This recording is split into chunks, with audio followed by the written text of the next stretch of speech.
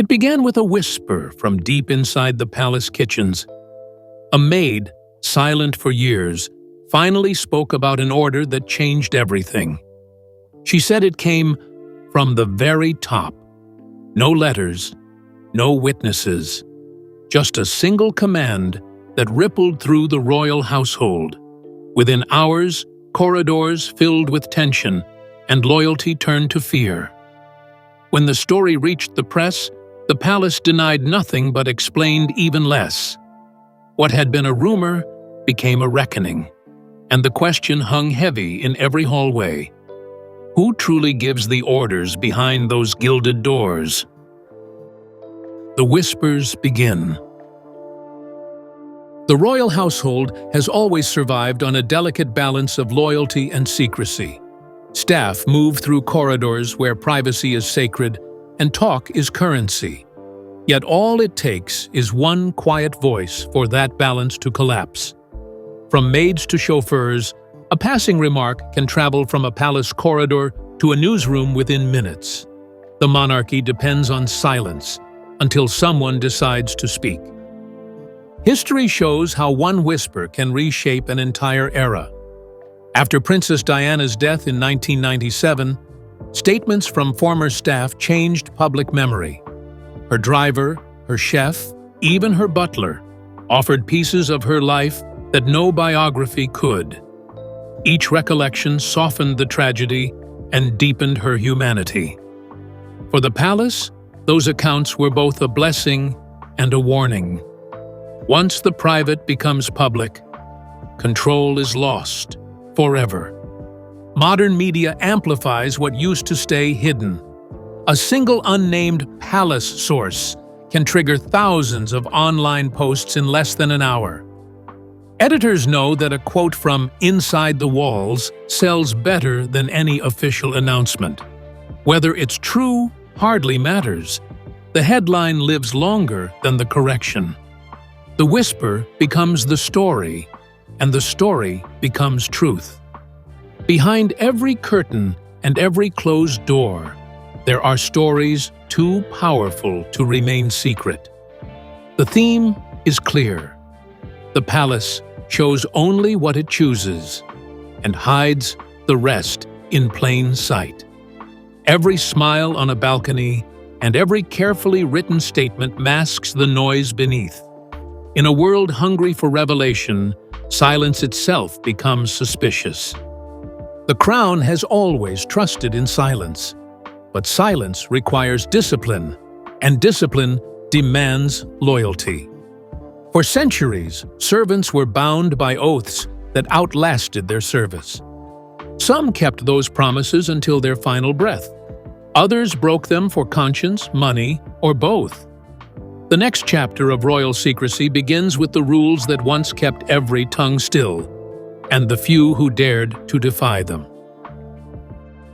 The Palace Code of Silence. For hundreds of years, every employee of the British royal household signed what was called the Official Secrets Act. It wasn't only for spies or soldiers, it applied to cleaners, footmen, and gardeners. Breaking that vow could mean dismissal, prosecution, or social exile.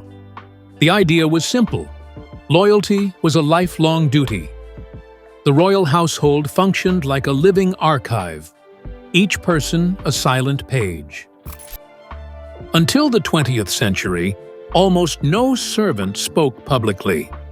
Memoirs were rare, and most were approved by officials. But as publishing expanded in the 1960s and 1970s, a few former valets and cooks began to tell gentle stories about their service. They wrote of breakfast trays, dogs, and routines, not scandal, just life behind formality. Readers were fascinated. The mystique of monarchy weakened slightly, replaced by curiosity about ordinary details. Then came those who crossed the invisible line. Some staff claimed moral duty. To reveal truths others hid. Others sought profit or recognition.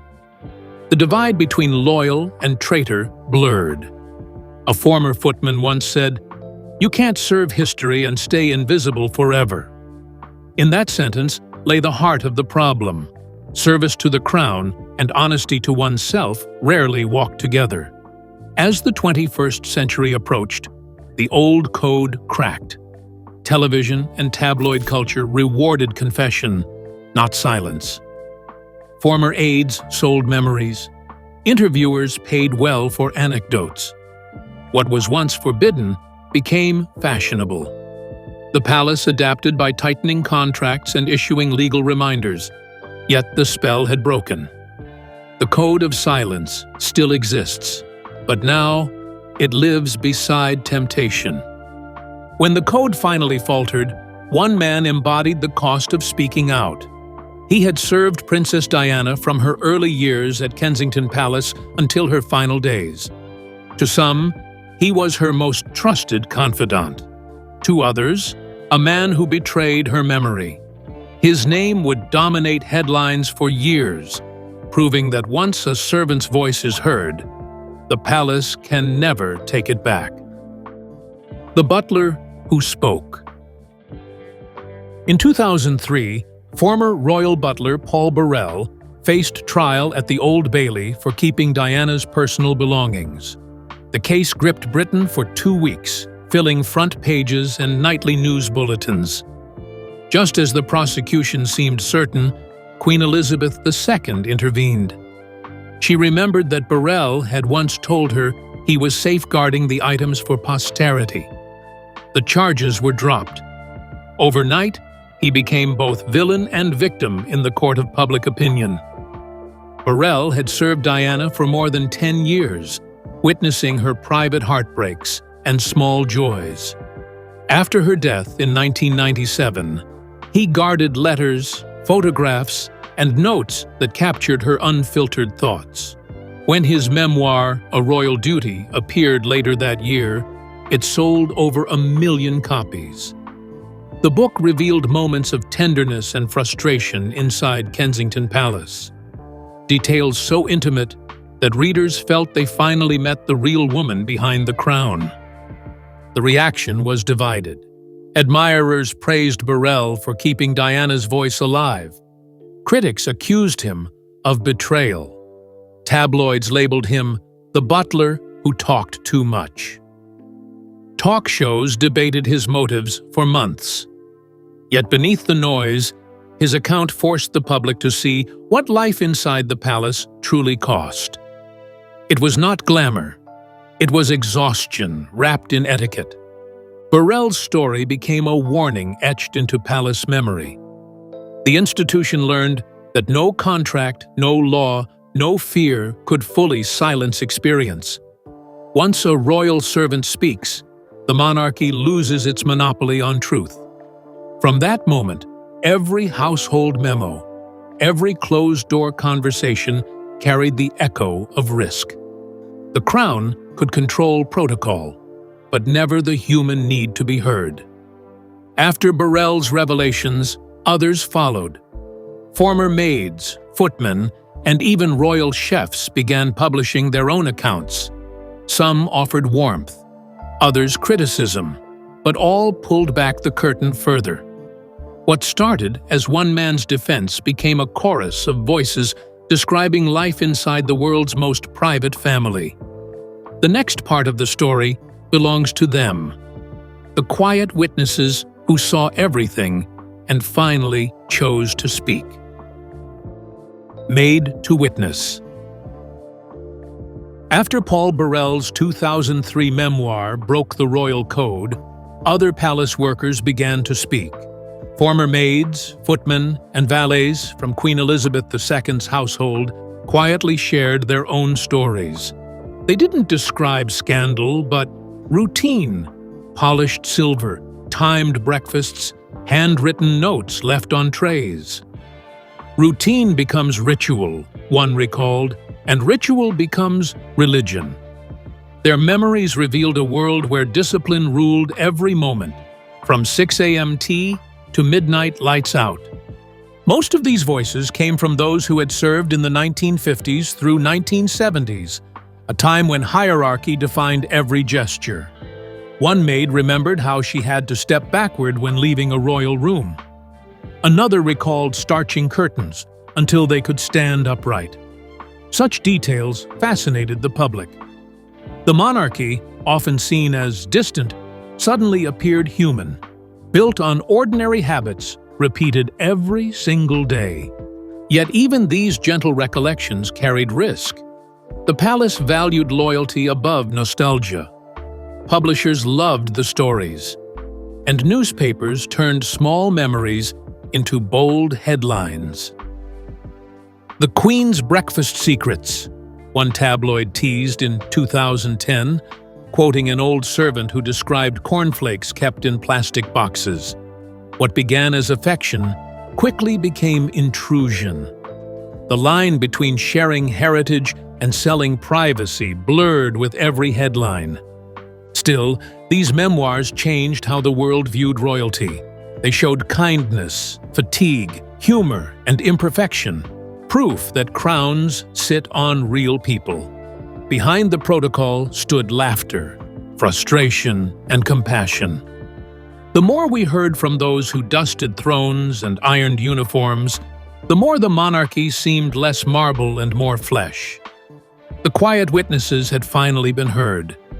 While household memoirs softened the palace image, a different kind of exposure soon took hold. It wasn't about memories written years later, it was about information stolen in real time. As technology advanced through the 1990s, the press no longer waited for servants to talk. They found their way inside through telephones, faxes, and microphones. The next chapter of royal revelation would come not from words, but from wires. When the press came inside the palace. By the early 1990s, British tabloids had learned how to bypass locked gates. Instead of chasing courtiers, they targeted communication itself. Private calls, letters, and staff gossip became daily front-page material. Leaks about Princess Diana's emotional state, Prince Charles's private schedule, and disputes among aides dominated headlines from 1992 to 1996. The monarchy, once guarded by etiquette, was suddenly exposed by technology. The situation worsened after reporters began using illegal tactics. The News of the World phone hacking scandal, revealed in 2011, showed that hundreds of public figures, including royal staff, had been targeted. Some journalists had accessed voicemail boxes using default passwords, collecting intimate details for sale. Investigators later confirmed that even palace security lines had been probed. For the first time, royal privacy had been breached not by betrayal, but by code. Trust between the palace and the media collapsed. Editors promised reform, yet sensationalism sold too well to stop. The phrase "palace source" became a journalistic weapon, anonymous but devastating. Each headline claimed insider truth, forcing palace spokespeople to spend hours denying quotes they never gave. The Edward VIII abdication crisis of 1936 had once been the monarchy's darkest media moment. By the 1990s, it had competition. In this new world, information traveled faster than responsibility. Journalists called it the golden age of scoops. The palace called it survival under siege. Every leak bred suspicion inside the royal household. The walls still stood, but their silence no longer protected those within. From that decade onward, royal secrecy would never again be complete. Amid that atmosphere of distrust, one story rose above the rest, a scandal born from affection rather than politics. In 1993, an illegally recorded conversation between Prince Charles and Camilla Parker Bowles reached the public. The press named it Camillagate, and it tested how much humiliation the monarchy could endure. The next chapter reveals how two people caught in a private moment faced a nation listening at the keyhole. Charles, Camilla, and the War of Public Opinion.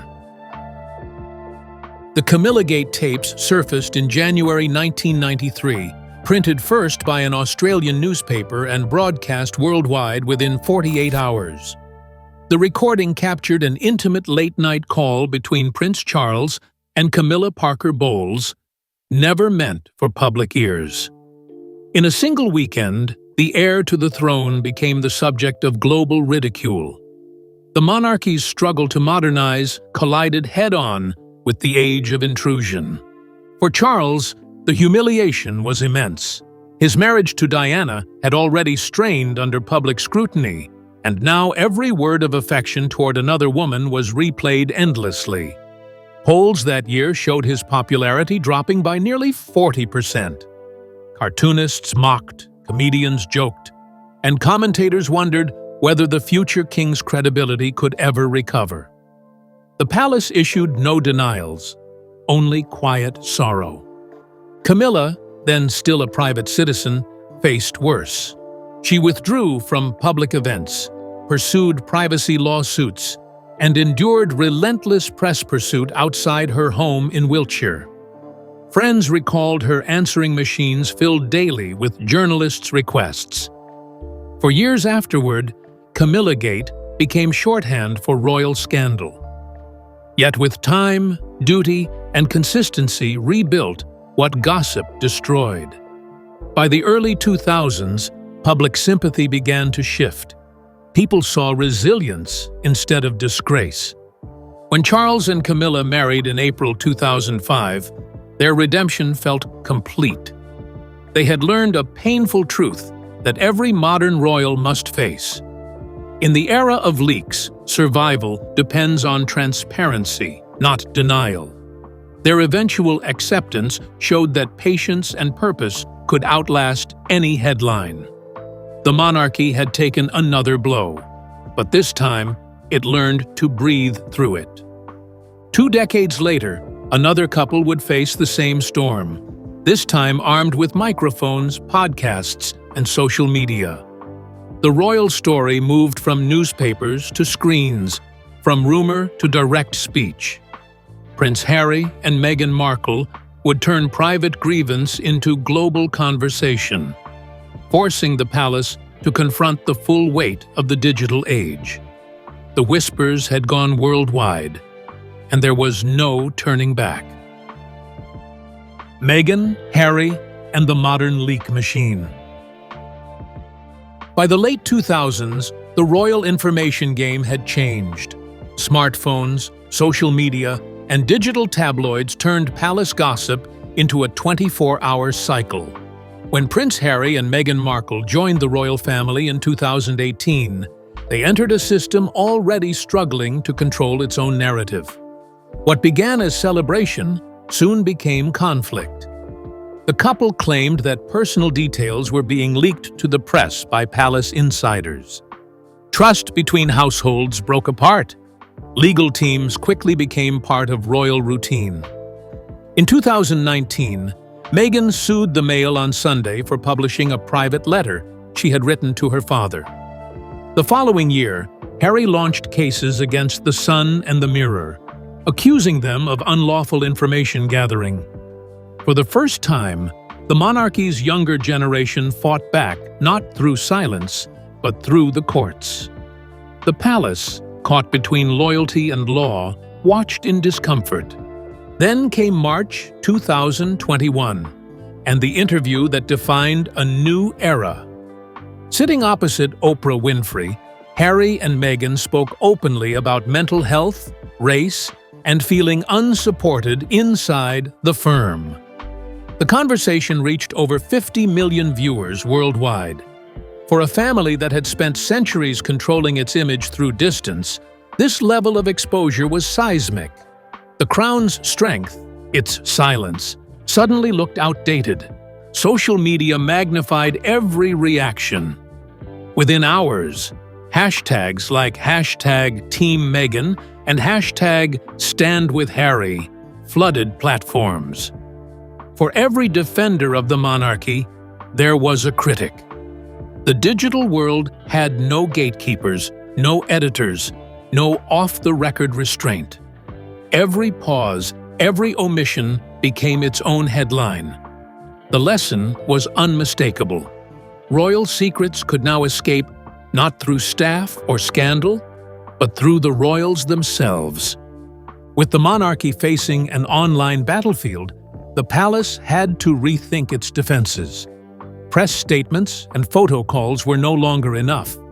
A new system emerged, an invisible network of advisors, aides, and digital specialists working around the clock. They didn't just answer questions, they shaped perception. The Royal Communications Office had entered the age of instant response, where one sentence could rescue or ruin a reputation in seconds. The palace's damage control playbook. Inside Buckingham Palace, crisis management became routine by the 2020s. Each household, Clarence House, Kensington Palace, and Buckingham itself, maintained its own media staff. Together, they formed a quiet command center, tracking public sentiment minute by minute. The process began with 3 steps: contain, clarify, and counter. Contain the leak, clarify the facts, counter the narrative. In theory, it sounded simple. In practice, it was war without uniforms. When stories broke, whether from tabloids, blogs, or anonymous accounts, official teams acted within hours. They coordinated with national editors, issued legal letters, and when necessary, briefed trusted reporters off the record. It was an art of balancing privacy with performance. Too much denial looked defensive. Too much silence looked guilty. The modern monarchy had learned that sometimes saying less made people listen more. The communications office also relied on subtle influence. Positive coverage was nurtured through charity updates, photographs, and soft interviews. A quiet appearance by Princess Catherine or Queen Camilla could shift headlines faster than any statement. One former aide described the system as steady hands in a storm. In this new media landscape, calm was a weapon, and timing was everything. Still, no strategy could guarantee protection. Leaks continued, stories resurfaced, and mistakes became magnified. But compared to earlier decades, the palace was more united. It no longer fought the press. It managed it. The result was not perfect peace, but controlled turbulence. The monarchy's greatest victory wasn't silence anymore, it was survival under constant scrutiny. Behind every public photo and every polished headline stood the human cost, those who lived their lives within the palace gates. For the staff who kept royal life running, duty was personal, not political. Some remained silent for life. Others eventually spoke. Their memories offered more than gossip. They revealed emotion, loyalty, and sacrifice. The story of leaks would be incomplete without the people who witnessed history from just a few steps behind the crown. The human side. For palace staff, service is more than employment, it's devotion. Many join young and stay for decades, becoming invisible witnesses to royal history. Former chef Darren McGrady, who served Princess Diana, often said that behind the grandeur were ordinary people trying to do extraordinary jobs. His book Eating Royally, published in 2003, shared kind memories of Diana's warmth and humor, showing the world a gentler side of royal life. Other staff found writing their stories healing. Some waited 30 years before speaking publicly, fearing judgment or disapproval. Their memoirs revealed small truths, late-night jokes in the kitchen, handwritten thank you notes from the Queen, quiet tears after long days. These recollections didn't tear down the monarchy. They humanized it. For readers, they bridged the gap between ceremony and emotion. Still, the risk never disappears. Confidentiality clauses and loyalty expectations remain strict. Yet times have changed. Where once exposure meant disgrace, it now often brings understanding. Many former aides say they speak not to betray but to explain, to show that the Crown's humanity is its greatest strength. Their stories remind the world that royal service isn't just work.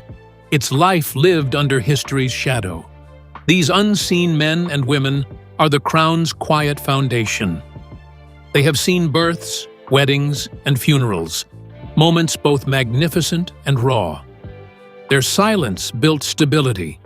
Their words, when finally shared, built empathy. In them lies the monarchy's truest reflection. People bound by duty, yet shaped by compassion. From whispers to interviews, from handwritten notes to viral posts, the palace's secrets have never stayed buried for long. Every era's revelations forced the monarchy to adapt, to guard less and explain more. As the world moves faster, even the Crown must keep pace. The next chapter of royal storytelling isn't about exposure. It's about evolution. What began as scandal may yet become survival. The legacy of leaks. Every generation of royals has faced its reckoning with truth. In the 1800s, it was rumor. In the 1900s, it was the press. And in the 2000s, it became data. Each new medium exposed another layer of vulnerability. But through every upheaval, the monarchy endured by adapting, reframing revelation as connection. The public no longer accepts distance, and the palace no longer relies on mystery. The era of silence has passed. The age of measured openness has begun. Experts say the challenge ahead is balance. Too much transparency weakens dignity. Too little invites suspicion. Today's palace must protect privacy without appearing secretive and remain relatable without losing reverence. It's a delicate act, performed under constant global light. But if the last century has proven anything, it's that survival doesn't mean silence. It means listening, learning, and evolving in plain view. Every leak, from Diana's confessions to Harry and Meghan's interviews, reshaped the monarchy's dialogue with its people. They exposed pain, but also progress. Each moment of loss created a new kind of connection. The Crown's story has become less about perfection and more about persistence. The courage to stay relevant in a world that now demands honesty from everyone, even royalty. In the end, every palace wall still hides secrets, but fewer remain untouched.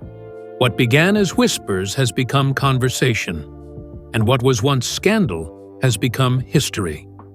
For a monarchy built on silence, the lesson endures.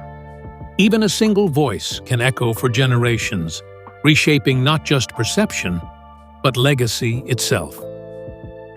By morning, the palace corridors were quiet again, polished and perfect as if nothing had happened. The staff moved in practiced rhythm, silver trays gleaming, curtains drawn, voices low. But beneath that calm, unease lingered. Everyone knew something had changed. The maid's words had spread further than anyone expected, beyond the walls, beyond the gates. Reporters gathered outside in the drizzle, cameras aimed at the palace's stone facade, waiting for answers that never came. Inside, officials held silent meetings, speaking in phrases designed to reveal nothing. The order, whatever it had been, was now buried under layers of denial and etiquette. Still, the question refused to die. Who had truly set it in motion? For the staff, loyalty was no longer simple. Some chose to forget, to keep their heads down and carry on. Others quietly left their posts, unable to serve in a house where truth was considered betrayal. The maid herself disappeared from view. Her statement never retracted. her voice now echoing through the corridors she once cleaned. And so, the palace remained both fortress and stage, its beauty undisturbed, its secrets intact. The outside world would move on, distracted by new stories and fresh scandals. But for those who had seen behind the polished veneer, the silence spoke louder than any confession.